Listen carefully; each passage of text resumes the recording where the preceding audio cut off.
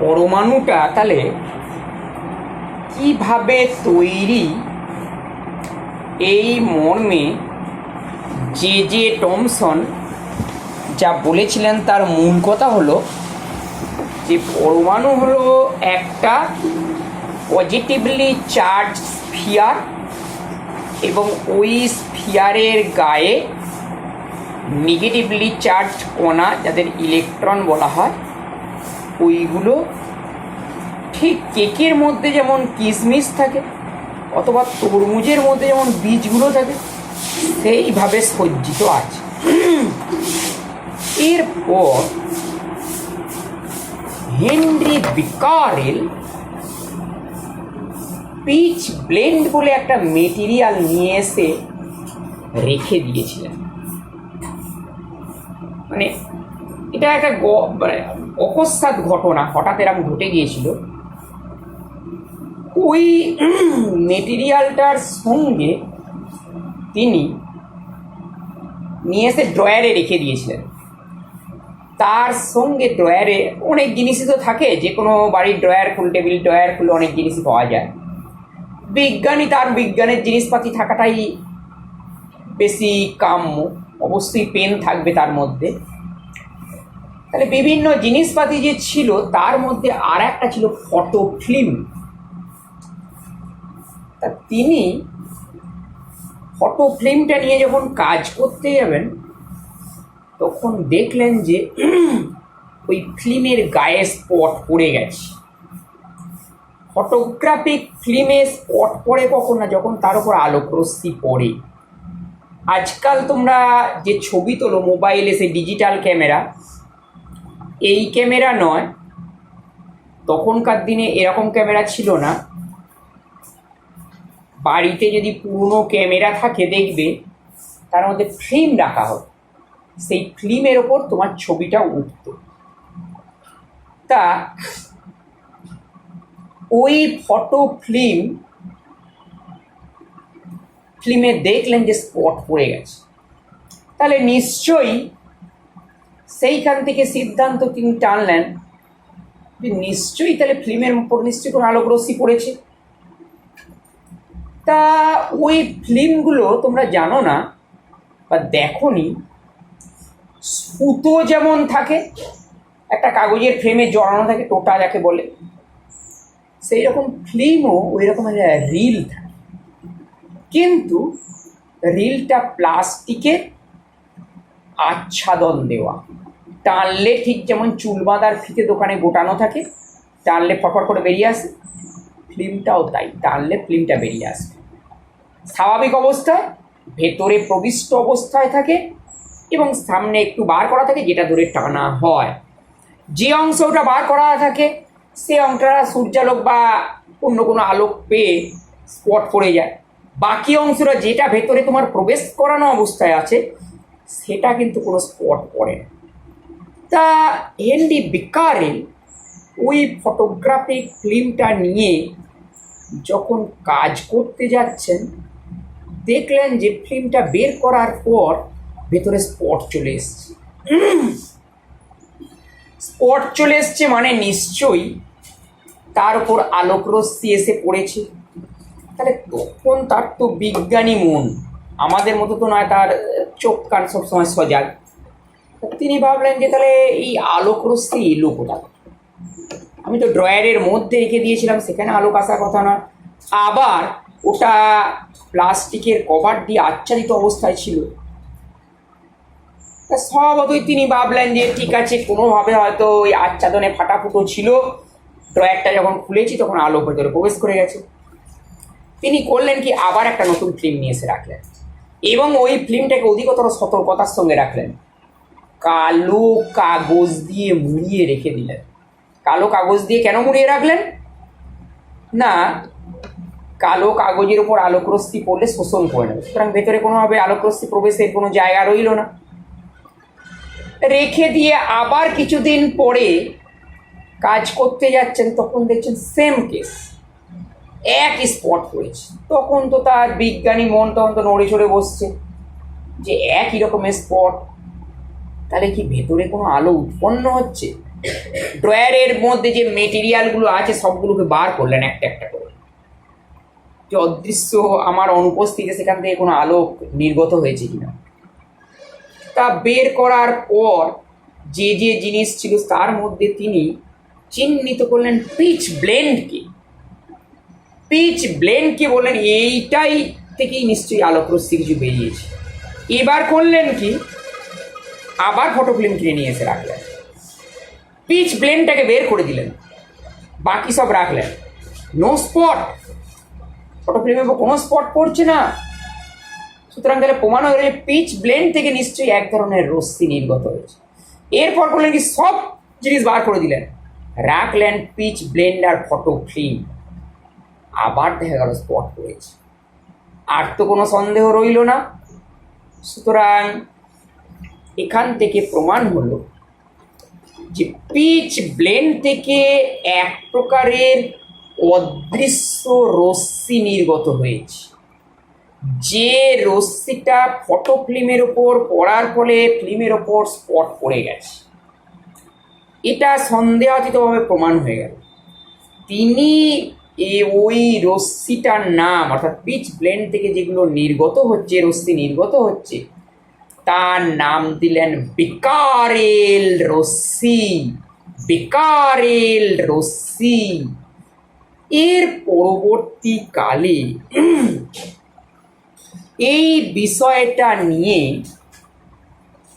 তোমার ম্যাডাম কুরি ও তার husband Pierre Curie পরীক্ষা নিরীক্ষা করে দেখালেন এটা শুধু পিচ ব্লেন্ড নয়, যে কোনো ভারী ধাতুর থেকে এই অদৃশ্য রশ্মি সর্বদাই নির্গত হয়ে চলেছে। এই ঘটনাটার নাম দিলেন তারা তেজস্ক্রিয়তা বা রেডিও অ্যাক্টিভিটি, আর এই রশ্মিটার নাম দিলেন বেকারেল। তার নাম অনুসারে বেকারেল রশ্মি রেখেছেন, তারা ওটা মুছে দিয়ে বললেন যে না, এই রশ্মিগুলোর নাম হবে তেজস্ক্রিয় রশ্মি।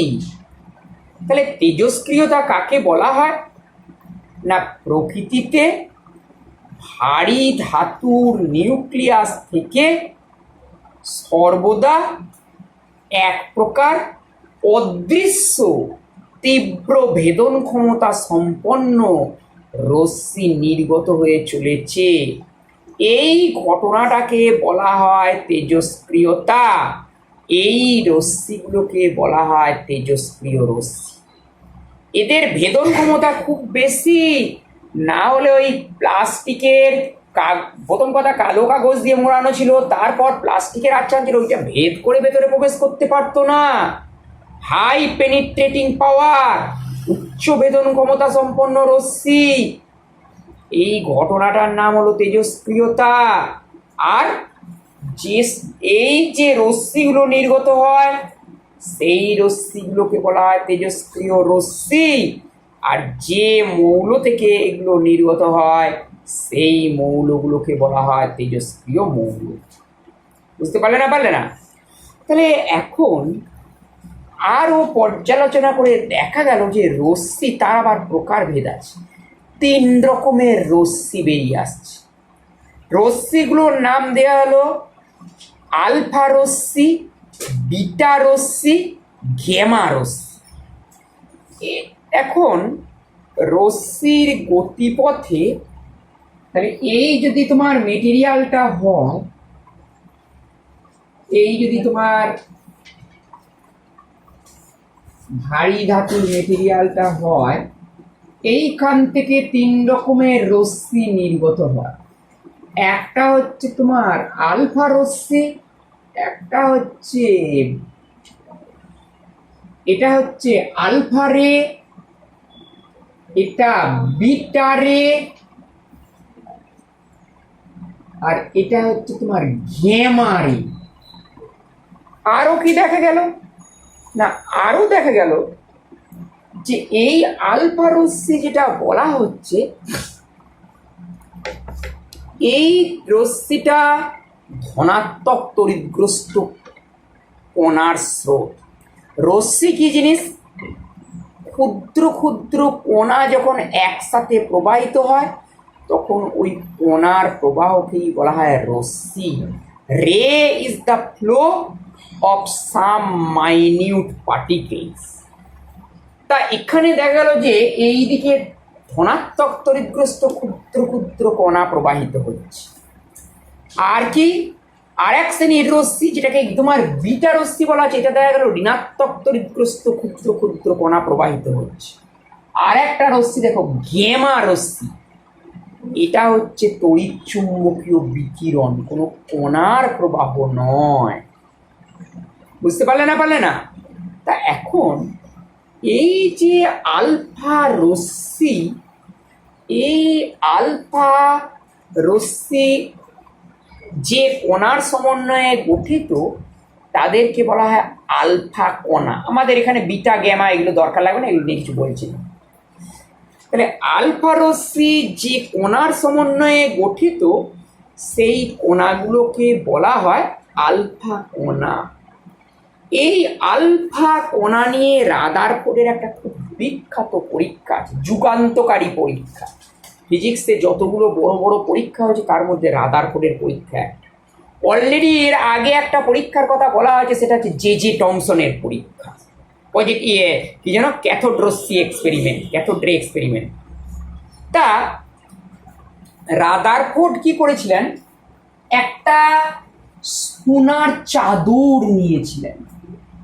সোনার চাদর, তোমরা ভাবতে রাধা করে এনে পড়ে হয়, তোমরা যদি আমার থাকতো শীতকালে বিয়ে বাড়িতে পড়ে যেতাম, দেখতাম আমার গ্লেজ কাকে বলি। যাই হোক, তিনি তো আর বিজ্ঞানী, ও তার ওই গ্লেজ দেখানোর কোনো উদ্দেশ্য নেই। তিনি এটাকে দেয়ালতে, যেমন দেয়াল থেকে টাঙিয়ে দিয়েছিলেন, যেমন ম্যাপ টাঙানো থাকে এরকম দেয়াল থেকে টাঙিয়ে দিয়েছিলেন। এইবার এর ওপর জিঙ্ক সালফাইডের আস্তরণ দিয়েছিলেন, পাতলা জিঙ্ক সালফাইডের আস্তরণ দিয়েছিলেন।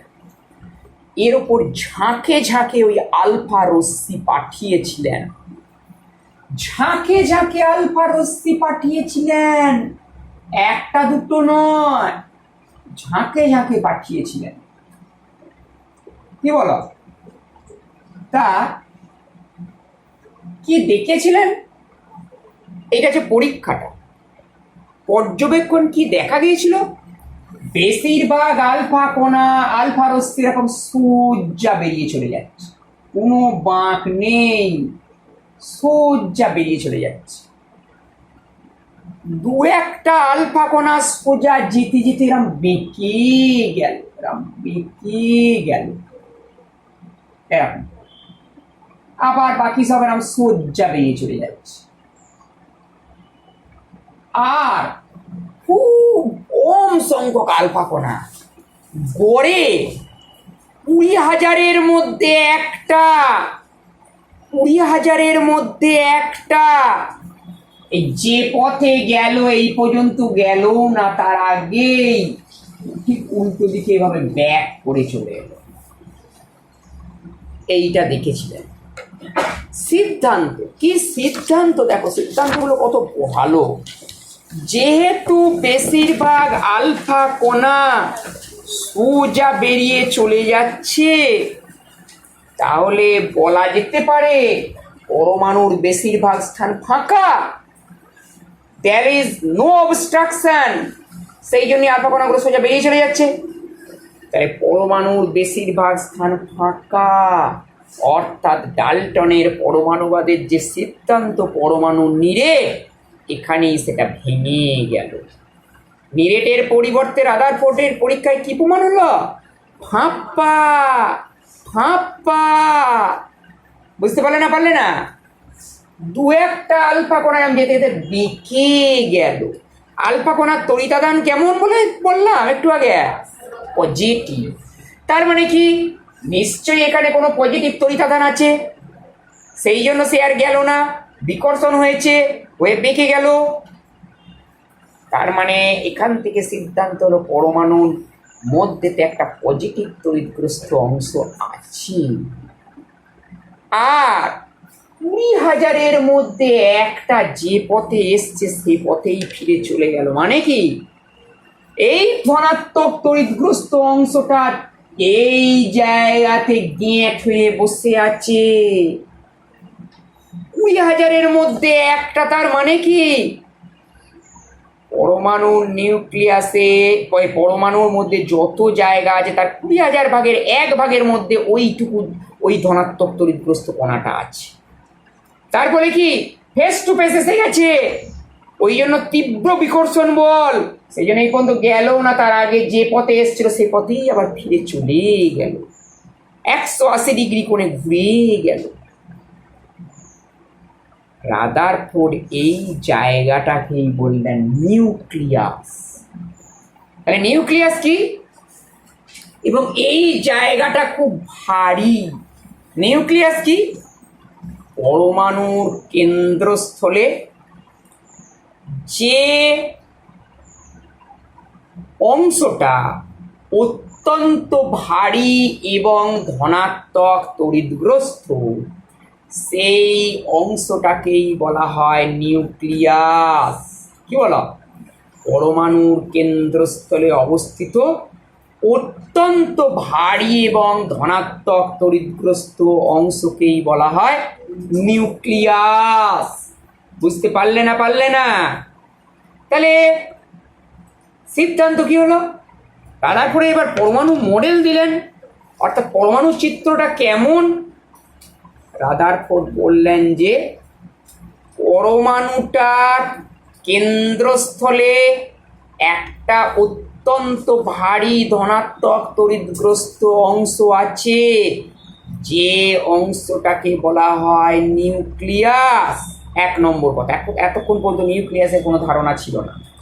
2 নম্বর কি, পরমাণুর নিউক্লিয়াসকে কেন্দ্র করে বিভিন্ন বৃত্তাকার কক্ষপথে ইলেকট্রনগুলো ঘুরছে। বৃত্তাকার কক্ষপথে ঘোরা মানে কি, ইলেকট্রনগুলোর গতির অভিমুখ সর্বদা পরিবর্তন হওয়া। অলরেডি পড়েছ, বাইরে থেকে বল প্রয়োগ না করলে কোনো বস্তু সরল রেখায় চলতে থাকবে। এটা চলছে বক্রপথে, তাহলে বক্রপথে চালাতে গেলে নিশ্চয়ই কোনো ফোর্স লাগবে। 11 ক্লাসে উঠে পড়বে যে যখনই কোনো একটা কণা বৃত্তপথে চলতে থাকে তখন ওই কণার মধ্যে একটা বল কাজ করে, অবশ্যই দিতে হবে ওই ফোর্সটা, না হলে ঘুরবে না। ওই ফোর্সটার নাম হচ্ছে অভিকেন্দ্র বল বা সেন্ট্রিপেটাল ফোর্স। তাহলে সেই ফোর্সের উদ্ভব কোথায়? রাদারফোর্ড বললেন যে পরমাণুর নিউক্লিয়াস আর ইলেকট্রন, নিউক্লিয়াস ধনাত্মক তড়িৎগ্রস্ত আর ইলেকট্রন ঋণাত্মক তড়িৎগ্রস্ত, এদের মধ্যে যে আকর্ষণ বল, সেই আকর্ষণ বলটাই হচ্ছে অভিকেন্দ্র বলের উৎস।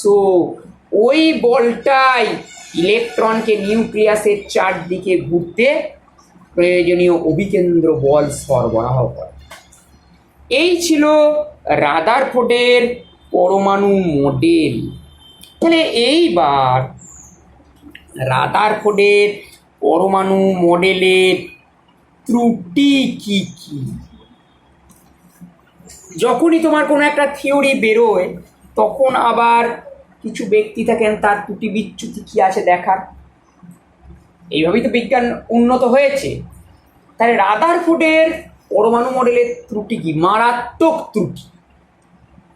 কি ত্রুটি না, সেই সময় অপর এক বিখ্যাত বিজ্ঞানী ম্যাক্সওয়েল, তিনি তড়িৎচুম্বকীয় তত্ত্ব সম্পর্কে কিছু তথ্য দিয়েছিলেন।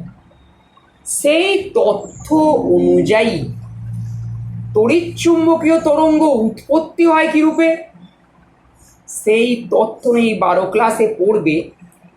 যখনই একটা চার্জ পার্টিকেল বা আধানগ্রস্ত কণা, ইলেকট্রন হতে পারে, ত্বরণ নিয়ে চলতে থাকে তখনই তার থেকে একটা তড়িৎচুম্বকীয় তরঙ্গ নিঃসৃত হয়, বেরিয়ে আসে। তরঙ্গ মানে কি? এনার্জি। অর্থাৎ ইলেকট্রন থেকে যদি তড়িৎচুম্বকীয় তরঙ্গ নিঃসৃত হতে থাকে, ইলেকট্রনের এনার্জি কী হবে? ক্রমাগত কমতে থাকবে। তাহলে ইলেকট্রনের যদি এনার্জি কমতে থাকে, তাহলে তোমার যদি বলো এইখানে নিউক্লিয়াসটা আছে, তার চারপাশে ইলেকট্রনগুলো ঘুরছে, তাহলে নিউক্লিয়াসটা তো ইলেকট্রনগুলোকে আকর্ষণ করবে। তার ফলে হবে কি, ইলেকট্রনগুলো এভাবে তোমার ক্রমহ্রাসমান ব্যাসার্ধের বৃত্তপথে ঘুরতে থাকবে। এটাকে বলে স্পাইরাল মোশন। এক সময় এসে নিউক্লিয়াসের উপর পড়ে যাবে। অর্থাৎ পরমাণুর মধ্যে আছে নিউক্লিয়াস, তাকে কেন্দ্র করে ইলেকট্রনগুলো যে ঘুরছে, এ কথা বলার মতো আর জায়গা থাকবে না। সব ইলেকট্রন নিউক্লিয়াসের ওপর পড়ে গেছে এবং বলছে এই সময়টা হিসেব করে দেখেছিলেন যে 10⁻⁻8 সেকেন্ড সময়ে নিউক্লিয়াসের ঘাড়ে এসে পড়ে যাবে। 1 সেকেন্ডের 10 কোটি ভাগের 1 ভাগ। আমাদের কাছে কোনো সময়ই নয়, কি বলো? সুতরাং প্রথম যেটা, পরমাণুর স্থায়িত্ব ব্যাখ্যা করা যায় না। আর কি, ক্রমাগত যদি তোমার তরঙ্গ নিঃসৃত হতে থাকে, তাহলে কি হবে? ওই তরঙ্গের সমস্ত রকম যে তরঙ্গ দৈর্ঘ্য, বর্ণালীতে সমস্ত রকম যে তরঙ্গ দৈর্ঘ্য থাকার কথা সব পাওয়া যাবে। একে বলা হয় নিরবিচ্ছিন্ন বর্ণালী। অর্থাৎ রাদারফোর্ডের তত্ত্ব অনুযায়ী নিরবিচ্ছিন্ন বর্ণালী পাওয়ার কথা, কিন্তু বাস্তবে দেখা গেছে যে রেখা বর্ণালী পাওয়া যায়, লাইন স্পেকট্রাম। রেখা বর্ণালী কি? কিছু নির্দিষ্ট ইলেকট্রনগুলোর থেকে কিছু নির্দিষ্ট তরঙ্গ দৈর্ঘ্যের আলোক রশ্মি নিঃসৃত হয় বা তরঙ্গ নিঃসৃত হয়, রেখা বর্ণালী পাওয়া যায়। এদিক দিয়েও মিলল না। এই ছিল রাদারফোর্ডের পরমাণু চিত্র এবং তার ত্রুটি। এই সময়ে তারই আবার একজন ছাত্র নিলস বোর তোমার নিলস বোর এসে নতুন করে আবার সব তথ্য দিলেন। সেই তথ্যে নিলস বোর প্রথমে কতগুলো জিনিস বলেছেন এইগুলো হবে। কি জিনিস? সেগুলোকে বলা হয় কতগুলো অঙ্গীকার বা পস্টুলেট। বলেন এই ঘটনাগুলো ঘটবে। এবং তৎকালীন সময়ে নিলস বোর যখন পরমাণু সংক্রান্ত তথ্য দিয়েছিলেন, কোয়ান্টাম তত্ত্ব পেয়ে বেরিয়ে গেছে। কোয়ান্টাম তত্ত্ব অনুযায়ী কি, তোমরা যে পড়েছো একটা কণার যে কোনো ভরবেগ থাকতে পারে, ভর ইন্টু যে কোনো গতিবেগ। কোয়ান্টাম তত্ত্ব অনুযায়ী বলছেন না, যে কোনো ভরবেগ থাকবে না, কিছু নির্দিষ্ট মান আছে সেই ভরবেগ থাকবে। যে কোনো এনার্জি থাকবে না, কিছু নির্দিষ্ট মান আছে সেই এনার্জি থাকবে। হয় এটা নাহলে ওটা, হয় 3 নাহলে 4। 3 আর 4-এর মাঝে 3.5 3.6 সব কিছু হবে না। এইটা নিলস বোর প্রথমেই ধরে নিয়ে বললেন কিছু অঙ্গীকার। সেই অঙ্গীকারগুলো কি? 1 নম্বর, প্রথমেই তিনি একটা কথা বলে দিলেন যে ইলেকট্রোম্যাগনেটিক থিওরি অনুযায়ী ম্যাক্সওয়েল যা বলেছে না ঠিক, যে চার্জ পার্টিকেল ত্বরণ নিয়ে চললেই সেখান থেকে কিছু শক্তি বেরিয়ে আসবে, এ কথার মধ্যে কোনো ভুল ত্রুটি নাই। কিন্তু আবার এটাও ঠিক, ইলেকট্রনের কিছু নির্দিষ্ট কক্ষপথ আছে, যে কক্ষপথে থাকলে তারা কোনো শক্তির বিকিরণ করবে না। একদিকে বলছেন যে হ্যাঁ, বৃত্তাকার পথে চললে শক্তি বিকিরণ করবে, এটা ম্যাক্সওয়েল মশাই যা বলেছেন ঠিক, কিন্তু তার সাথে আবার এটাও বললেন কিন্তু কতগুলো নির্দিষ্ট কক্ষপথ আছে, যে কক্ষপথে থাকলে তারা কোনো শক্তির বিকিরণ করবে না। ওই কক্ষগুলোর তিনি নাম দিলেন স্থির কক্ষ বা স্টেশনারি অরবিট। 1 নম্বর তো অঙ্গীকার। 2 নম্বর অঙ্গীকার, তাহলে ওই কক্ষগুলো এরকম বলে দিয়ে তবে তার চরিত্র বলতে হবে। তোমরা পড়েছো ভরবেগ মানে ভর ইন্টু গতিবেগ, ওটা তখন সরল লেখায় চলে। কিন্তু যখন কোনো বস্তু বৃত্তপথে চলে তখন তার গতিকে বলা হয় কৌণিক। সরণকে বলা হয় কৌণিক সরণ, গতিবেগকে বলা হয় কৌণিক বেগ, ত্বরণকে বলা হয় কৌণিক ত্বরণ বা ইঙ্গুলার অ্যাক্সিলারেশন, ইঙ্গুলার ভেলোসিটি, ইঙ্গুলার ডিসপ্লেসমেন্ট এরকম বলা হয়। সেই রকম যে ভরবেগ হয় তাকে বলা তার কৌণিক ভরবেগ বা ইঙ্গুলার মোমেন্টাম। তাহলে 2 নম্বর যে তত্ত্ব, 2 নম্বর যে অঙ্গীকার, তাতেই কৌণিক ভরবেগ নিয়ে বললেন যে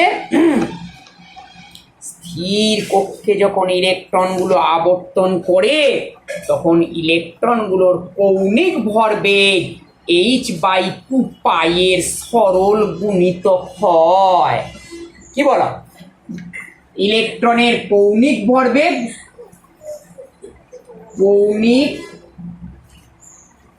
খুব গুরুত্বপূর্ণ কথা এটা, equal to n into h/2π। H হচ্ছে প্ল্যাঙ্কের ধ্রুবক, তুমি বুঝতে পারবে না প্ল্যাঙ্কের ধ্রুবক। ম্যাক্স প্ল্যাঙ্ক কোয়ান্টাম তত্ত্বের জনক, আবিষ্কার কর্তা, সেই জন্য তার নাম অনুসারে এটাকে বলা হয় প্ল্যাঙ্কস কনস্ট্যান্ট। এবং এর মান 6.62 ইন্টু 10⁻⁻27 আর সেকেন্ড। তাহলে কি দেখা যাচ্ছে? কৌণিক ভরবেগ h/2π সরল গুণিতক মানে কি?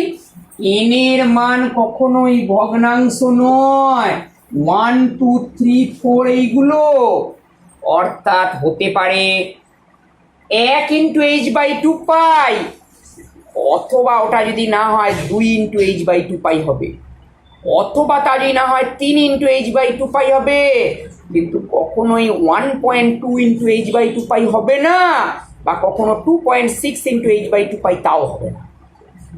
এই হচ্ছে কোয়ান্টাম তত্ত্ব, তার কিছু নির্দিষ্ট মান থাকবে। It has some discrete value and it can not have all possible values. সকল সম্ভাব্য গতিবেগ থাকবে না, এটাকেই বলা হয় কোয়ান্টাম তত্ত্ব। তাহলে 3 নম্বর কি শক্তি বিকিরণ করবে না, এটা তো বললেন। তাহলে কখন করবে সেটাও বলে দিলেন। বললেন যে ইলেকট্রন যখন হায়ার এনার্জি স্টেট থেকে লোয়ার এনার্জি স্টেটে আসবে, অর্থাৎ উচ্চ শক্তি বিশিষ্ট কক্ষপথ থেকে নিম্ন শক্তি বিশিষ্ট কক্ষপথে যখন আসবে, তখন 2 কক্ষের যা এনার্জি তার অন্তর্ফল পরিমাণ বিকিরণ করবে। ধরো ইলেকট্রনের এনার্জিকে ইলেকট্রন ভোল্টে মাপা হয়, এই কক্ষটা বলে দিলাম, এই আর জুলে মাপা হয় না, যাই হোক। ধরো একটা কক্ষপথে ইলেকট্রনের এনার্জি ধরো আছে সেখানে তোমার 6 ইলেকট্রন ভোল্ট, সেখান থেকে নেমে এলো অপর একটা কক্ষপথে যেখানে ইলেকট্রনটার এনার্জি হচ্ছে 4 ইলেকট্রন ভোল্ট। তাহলে কি বললেন? এই যে দুটো কক্ষের এনার্জির অন্তর্ফল এই পরিমাণ এনার্জি বেরিয়ে চলে আসবে। সেটা কি আকারে? ওইটাই তড়িৎ চুম্বকীয় বিকিরণ আকারে। অর্থাৎ ইলেকট্রনগুলো সেই জন্য বলা আছে যে যখন হায়ার এনার্জি স্টেট থেকে লোয়ার এনার্জি স্টেটে আসে তখন 2 কক্ষের শক্তির যে অন্তর্ফল সেই পরিমাণ শক্তি নিঃসৃত হয়। উল্টোটাও আবার বললেন, কখন ইলেকট্রন এনার্জি গ্রহণ করবে? যখন লোয়ার থেকে হায়ারে যাবে, 4 ইলেকট্রন ভোল্ট থেকে 6 ইলেকট্রন ভোল্টে যখন যাবে, ইলেকট্রন বলবে আমি পাবো কোথায় এনার্জি? আমাকে 2 ইলেকট্রন ভোল্ট দিলে তবে আমি 6-এ যেতে পারবো।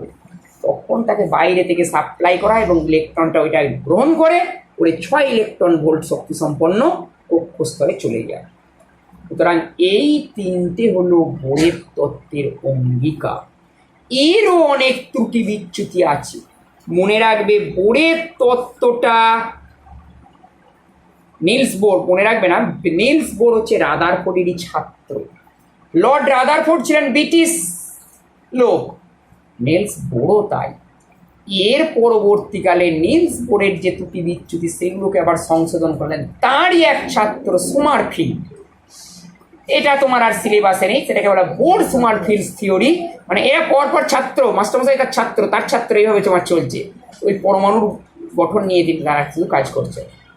তাহলে এর মধ্যে আর একটা কথা বলিনি, তাহলে পরমাণু নিউক্লিয়াসটা পরবর্তীকালে দেখা গেল যে আর এক রকমের দু রকমের কণা আছে। একটা তো ধনাত্মক তড়িৎগ্রস্ত অংশ, তার আগে প্রমাণ হয়ে গেছে গোল্ডস্টাইনের পরীক্ষায়, প্রোটন ধনাত্মক তড়িৎগ্রস্ত কণা। নিউক্লিয়াসের মধ্যে আর এক রকমের কণা আছে।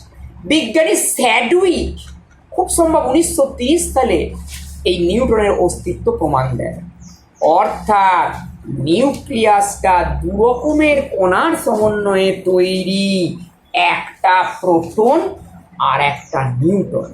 তাহলে এখন এই তিন রকমের কণার ভর আর তড়িতাধানকে পড়তে হবে।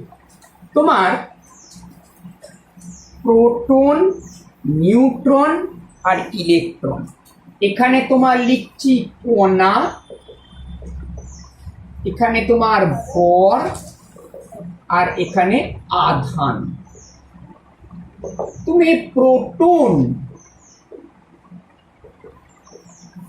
প্রোটনের ভর কত? হ্যাঁ, 1.625 ইন্টু 10⁻⁻27 কেজি। আমি একবার দেখে নিই। 1.675 ভুল হয়েছে, এটা একটা 7 থাকবে।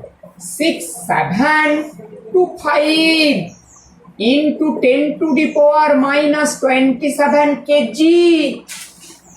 আধান 1.6 ইন্টু 10⁻⁻19 কুলম।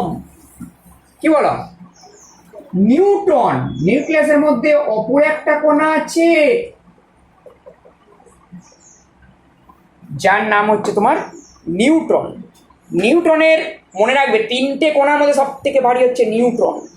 নিউটনের ভর হচ্ছে 1.675 বলতে পারো পরে ডিজিটটা, এখানে আছে 2, এটা 5 ইন্টু 10⁻⁻27 কেজি।